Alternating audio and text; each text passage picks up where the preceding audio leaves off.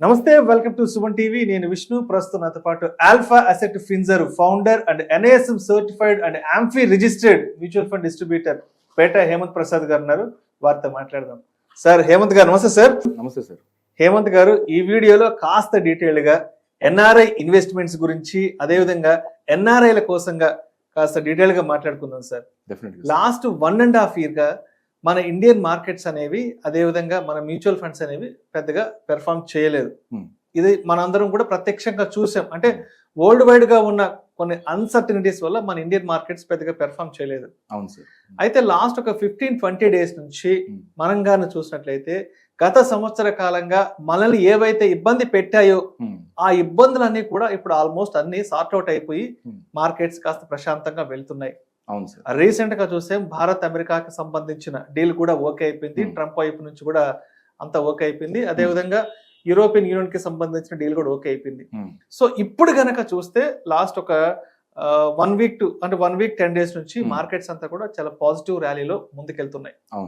అయితే last 1.5 year గా ఉన్నటువంటి మార్కెట్ ఏదైతే నెగిటివ్ గా ఉందో, రిటర్న్స్ ఏవైతే నెగిటివ్ గా ఉన్నాయో, ఈ రిటర్న్స్ చూసి అటు NRI ఇన్వెస్టర్స్ కానివ్వండి, అదేవిధంగా FIలు కూడా మన మార్కెట్స్ నుంచి కాస్త దూరంగా అయితే వెళ్ళిపోయారు. అవును సార్.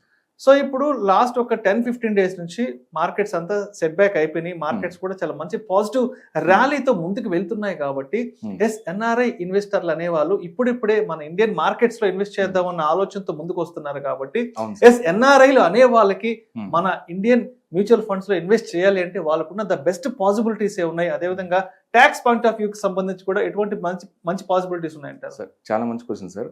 సార్, ఎవరైతే మన NRIs ఉన్నారో వేరియస్ కంట్రీస్ నుంచి, US నుంచి, ఆస్ట్రేలియా నుంచి, సింగపూర్ నుంచి, వేరియస్ కంట్రీస్ నుంచి ఎవరైతే మన NRIs అక్కడ ఇన్కమ్ జనరేట్ చేస్తూ తిరిగి మన ఇండియాలో మన యొక్క అప్కమింగ్ ఇండియన్ గ్రోత్ మీద ఎవరైతే ఇన్వెస్ట్ చేయాలనుకుంటున్నారో వాళ్ళకి ప్రాపర్ గైడెన్స్ అనేది లేకుండా, అంటే ఇండియన్ మ్యూచువల్ ఫండ్స్లో ఎట్లా KYC అనేది చేయాలి, ఎలా మన స్టెప్స్ ప్రొసీడ్ అవ్వాలి అనేది ప్రాపర్ గైడెన్స్, ప్రాపర్ అప్రోచ్ వాళ్ళకి తెలియక వాళ్ళ ఇన్వెస్ట్మెంట్స్ అనేది డిలే చేస్తూ ఉన్నారు సార్, లేదా పోస్ట్పోన్ చేస్తూ ఉన్నారు అనమాట.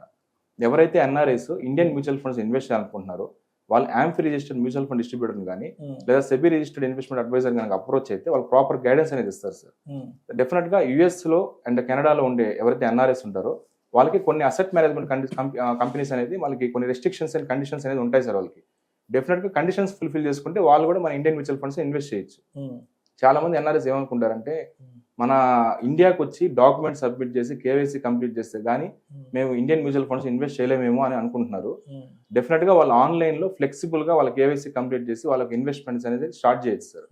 ఇప్పుడు మనకి NRIs ప్రొసీజర్ అనేది ఎట్లా ఉంటుంది, ఆ KYC ప్రాసెస్ అనేది ఉంటుంది, అసలు ఇన్వెస్ట్మెంట్ ప్రొసీజర్ అనేది ఎట్లా ఉంటుందో మనం ఒకసారి చూద్దాం సార్. డెఫినెట్ గా NRIs కి ఇండియాలో 2 types ఆఫ్ బ్యాంక్ అకౌంట్స్ ఉంటాయి సార్.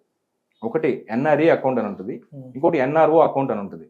ఈ NRE అకౌంట్ అనేది ఎవరికంటే ఎవరైతే ఫారెన్ లో ఇన్కమ్ ఎర్న్ చేస్తారో ఆ ఫారెన్ ఇన్కమ్ ని ఇండియాకి తీసుకొచ్చి సేవింగ్స్ చేయడమో ఇన్వెస్ట్ చేయడమో చేస్తూ ఉంటారు. సో తర్వాత వాళ్ళ ఇన్వెస్ట్మెంట్స్ రిడీమ్ చేసి తిరిగి అబ్రాడ్ కి రీప్యాట్రియేట్ చేస్తూ ఉంటారు. సో వాళ్ళకి NRE అకౌంట్ అనేది యూస్ఫుల్ గా ఉంటుంది అనమాట. ఈ NRE అకౌంట్ లో వాళ్ళు ఎప్పుడైతే ఫారెన్ ఇన్కమ్ ని ఇండియాలో సేవింగ్ చేస్తారో దాని మీద ఇంట్రెస్ట్ అనేది వస్తుంది సార్. ఆ ఇంట్రెస్ట్ కంప్లీట్లీ ట్యాక్స్ ఫ్రీ అనమాట. ఏదైతే ప్రిన్సిపల్ అమౌంట్ ఇంట్రెస్ట్ పోర్షన్ ఉంటుందో అది కంప్లీట్ గా వితౌట్ ఎనీ లిమిట్ వాళ్ళ అబ్రాడ్ కి తిరిగి రీప్యాట్రియేట్ చేసుకోవచ్చు. వేరేస్ NRO అకౌంట్ చూసారనుకోండి, NRO అకౌంట్ ఎవరికైతే NRIs కి ఇండియాలో ప్రాపర్టీస్ ఉంటాయి లేదా ఇండియాలో అసెట్స్ ఉంటాయి, సో ఇండియాలో ఇన్కమ్ ఎర్న్ చేస్తూ సో ఇండియన్ ఇన్కమ్ ని మేనేజ్ చేస్తూ ఉంటారు NRIs అవుట్ సైడ్ కంట్రీస్ నుంచి, వాళ్ళకి NRO అకౌంట్ అనేది బెనిఫిట్ గా ఉంటుంది అనమాట.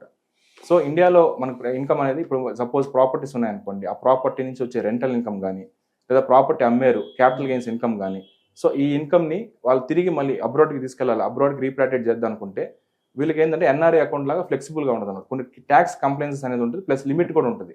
సో లిమిట్ ఏంటంటే సంవత్సరానికి వీళ్ళు $1 మిలియన్ అంటే $1 మిలియన్ మాత్రమే రీప్యాట్రియేట్ చేసుకోగలరు NRO అకౌంట్ హోల్డర్స్ అనమాట. $1 మిలియన్ అంటే మనకి ఇండియన్ రూపీస్ లో చూస్తే మీకు 9 కోట్ల రూపాయలు. సో 1 year కి 9 కోట్ల రూపాయలు మాత్రమే వాళ్ళు రీప్యాట్రియేట్ చేసుకోగలరు సార్. ఇందాక మనం అనుకున్న ట్యాక్స్ కంప్లైన్సెస్ అనుకున్నాం కదా, ట్యాక్స్ కంప్లైన్సెస్ ఏంటంటే వీళ్ళు ఏదైతే ఇండియన్ ఇన్కమ్ ని అబ్రాడ్కి తీసుకెళ్లాలనుకుంటున్నారో వీళ్ళు ఫామ్ 15CA 15CB అనేది ఇన్కమ్ ట్యాక్స్ డిపార్ట్మెంట్ సబ్మిట్ చేయాల్సి ఉంటుంది. సో సబ్మిట్ చేశాక మనకి ఏదైతే అక్నాలెడ్జ్మెంట్స్ వస్తాయో అవి బ్యాంక్ వెరిఫై చేసి వీళ్ళ అమౌంట్స్ అనేది రిలీజ్ చేస్తూ ఉంటుంది సార్. సో ఈ ట్యాక్స్ కంప్లైన్స్ ఫాలో అయ్యి వీళ్ళు కూడా NRO అకౌంట్ నుంచి రీప్యాట్రియేట్ చేసుకుంటూ ఉంటారు. ఇప్పుడు ప్రెసెంట్ ఒకవేళ మనకి NRI అనే వ్యక్తి సపోజ్ 2 types అంటే ఇప్పుడు NRE నుంచి చేస్తే ఎలా ఉంటుంది, ఎన్ఆర్ఓ అకౌంట్ నుంచి మ్యూచువల్ ఫండ్స్ ఇన్వెస్ట్ చేస్తే ఎలా ఉంటుందో ఒకసారి చూద్దాం మనం. సపోజ్ ఒక ఎన్ఆర్ఐ అనే వ్యక్తి ఎన్ఆర్ఈ అకౌంట్ నుంచి అతను ఫారెన్ ఇన్కమ్ తీసుకొచ్చి ఇండియన్ మ్యూచువల్ ఫండ్స్ ఇన్వెస్ట్ చేశారు అనుకుందాం సార్ ఎగ్జాంపుల్కి. సో ఒక 50 lakhs ఇన్వెస్ట్ చేశారు అనుకుందాం, అది 70 lakhs అయింది. సో ఇప్పుడు ఆ 70 lakhsని రిడీమ్ చేశారు అనుకుందాం, రిడీమ్ చేసి తిరిగి అతను ఫారెన్ తీసుకెళ్ళిపోవాలనుకుంటున్నాడు. సో ఏదైతే అతని గెయిన్స్ 20 lakhs గెయిన్స్ వచ్చాయో ఆ గెయిన్స్ మీద ఆటోమేటిక్గా అసెట్ మేనేజ్మెంట్ కంపెనీ అనేది టీడీఎస్ అనేది డిడక్ట్ చేస్తుంది సార్. టీడీఎస్ ఎంత డిడక్ట్ చేస్తుంది అంటే మనకి లాంగ్ టర్మ్ క్యాపిటల్ గెయిన్స్ అయితే 12.5% ట్యాక్స్ అనమాట. So short term capital gains కానీ లేదా ఐడిసిడబ్ల్యూ మ్యూచువల్ ఫండ్స్ అంటారు, డివిడెండ్ మ్యూచువల్ ఫండ్స్. ఈ షార్ట్ టర్మ్ క్యాపిటల్ గెయిన్స్ కానీ డివిడెండ్ మ్యూచువల్ ఫండ్స్ మీద కానీ 20% అనేది టీడీఎస్ కట్ అవుతుంది. సో ఆటోమేటిక్గా రిడీమ్ చేసినప్పుడు ఏఎంసీ అనేది దాన్ని డిడక్ట్ చేసి ఆటోమేటిక్గా ఆ బ్యాలెన్స్ అమౌంట్ అనేది ఎన్ఆర్ఐ అకౌంట్ క్రెడిట్ చేస్తూ ఉంటుంది.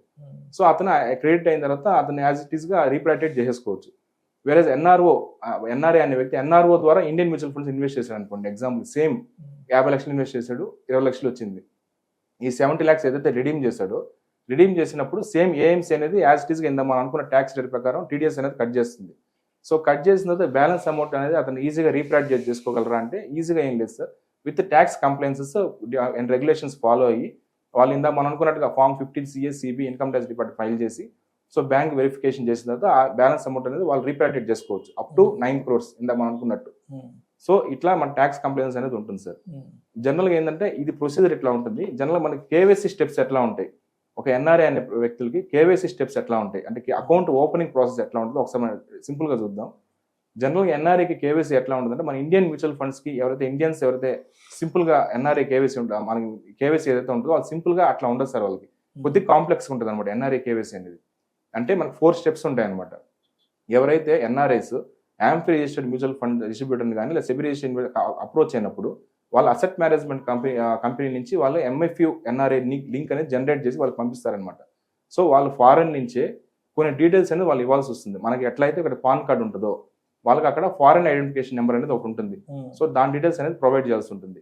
సో వాళ్ళ ఓవర్సీస్ కార్డ్ ఏదైతే ఉంటుందో ఎవరికైతే అప్లై అవుతుందో ఆ కార్డ్ అనేది ప్రొవైడ్ చేయాల్సి వస్తుంది. ఫారెన్ అడ్రస్ ప్రూఫ్ అంటే ఫారెన్ డ్రైవింగ్ లైసెన్స్ కానీ లేదంటే సోషల్ సెక్యూరిటీ కార్డ్ అని ఉంటుంది, లేదంటే letter issued by the embassy, Indian embassy అది కానీ అప్లోడ్ చేయాల్సి ఉంటుంది. సో మాస్క్డ్ ఆధార్ అనేది విత్ పాస్కోడ్ అప్లోడ్ చేయాల్సి ఉంటుంది అనమాట. సో ఈ డీటెయిల్స్ అన్ని ఫస్ట్ ఆ ఎంఎఫ్యూ ఎన్ఆర్ఐ లింక్లో అప్లోడ్ చేయాల్సి ఉంటుంది సార్. సో సెకండ్ స్టెప్ ఏంటంటే ఆధార్ XML ఈ సిగ్నేచర్ అంటారు అనమాట. ఆధార్ XML అనేది మనం ఆధార్ వెబ్సైట్ నుంచి డౌన్లోడ్ చేసుకొని సో ప్లస్ ఆ సిగ్నేచర్ ఏదైతే మనకి ఆధార్ XML సిగ్నేచర్ అనేది ఆధార్ ఈ సిగ్నేచర్ లింక్లో మనం అప్లోడ్ చేయాల్సి ఉంటుంది అనమాట. తర్వాత త్రూ ఆధార్ ఓటీపీ ద్వారా మనం ఆధార్ ఈ సిగ్నేచర్ స్టెప్ అనేది కంప్లీట్ చేయాల్సి వస్తుంది. మూడో స్టెప్ ఏదైతే ఇందాక మనం ఏదైతే అనుకున్నామో ఎన్ఆర్ఈ అకౌంట్ అని ఎన్ఆర్ఓ అకౌంట్ అని ఏదైతే అనుకున్నామో వాటి వెరిఫికేషన్ కోసం వాళ్ళు ఆ క్యాన్సల్డ్ ఆ యొక్క పర్టికులర్ బ్యాంక్ క్యాన్సల్డ్ చెక్ కానీ లేదా బ్యాంక్ స్టేట్మెంట్ పేజ్ కానీ అప్లోడ్ చేశారనుకోండి. సో వాళ్ళు ఈ ఎందుకు అప్లోడ్ చేయాలంటే బ్యాంక్ వెరిఫికేషన్ కోసం అనమాట, బ్యాంక్ వ్యాలిడేషన్ కోసం. సో 4th స్టెప్ ఏంటంటే ఈ 3 steps వ్యాలిడేట్ అయిపోయిన తర్వాత సక్సెస్ఫుల్ గా ఎన్ఆర్ఐ అకౌంట్ అనేది యాక్టివేట్ అవుతుంది. సో వన్స్ యాక్టివేట్ అయిన తర్వాత వాళ్ళ ఇన్వెస్ట్మెంట్స్ అనేది ప్లాన్ చేసుకోవచ్చు అనమాట. సో చాలా మందికి మన ఫారెన్ కంట్రీ నుంచి ఇండియన్ మ్యూచువల్ ఫండ్స్ లో ఎట్లా ఇన్వెస్ట్ చేయాలో తెలియక చాలా మంది డిలే చేసుకుంటూ ఉన్నారు సార్ ఇన్వెస్ట్మెంట్స్ అనేది. సో ఈ ప్రాపర్ ప్రొసీజర్ వాళ్ళు తెలుసుకొని ఫర్దర్ గా ప్లాన్ చేసుకుంటారని అనుకుంటున్నాను నేను. రైట్. సో మరి ఇప్పుడు ఎవరైనా ఎన్ఆర్ఐలు మరి మ్యూచువల్ ఫండ్స్ లో ఇన్వెస్ట్ చేయాలి అన్న ఏదైనా ఒక ఆలోచనతో మిమ్మల్ని అప్రోచ్ అవ్వాలి, మీతో మాట్లాడాలి అంటే ఎలా కాంటాక్ట్ అవ్వాలి? సార్ డెఫినెట్ గా సార్ కింద స్క్రోల్ అవుతున్న నెంబర్ కానీ వాళ్ళకి కనుక కాల్ చేస్తే నేను డీటెయిల్ గా వాళ్ళకి as AMFI registered mutual fund distributor గా నేను వాళ్ళకి కావాల్సిన గైడెన్స్ అనేది ప్రొవైడ్ చేస్తాను. Thank you sir. Thank you so much Hemanth Prasad గారు. Thank you so much sir. So ఎన్ఆర్ఐలు అనే వాళ్ళు మరి ఇండియన్ మ్యూచువల్ ఫండ్స్ లో ఇన్వెస్ట్ చేయాలి అంటే వాళ్ళకున్న ద బెస్ట్ పాసిబిలిటీస్ ఏంది, అదేవిధంగా రూల్స్ అండ్ రెగ్యులేషన్స్ ఏంటన్న దాని గురించి చాలా చక్కగా తెలియజేశారు. Thank you so much sir. Thank you so much sir.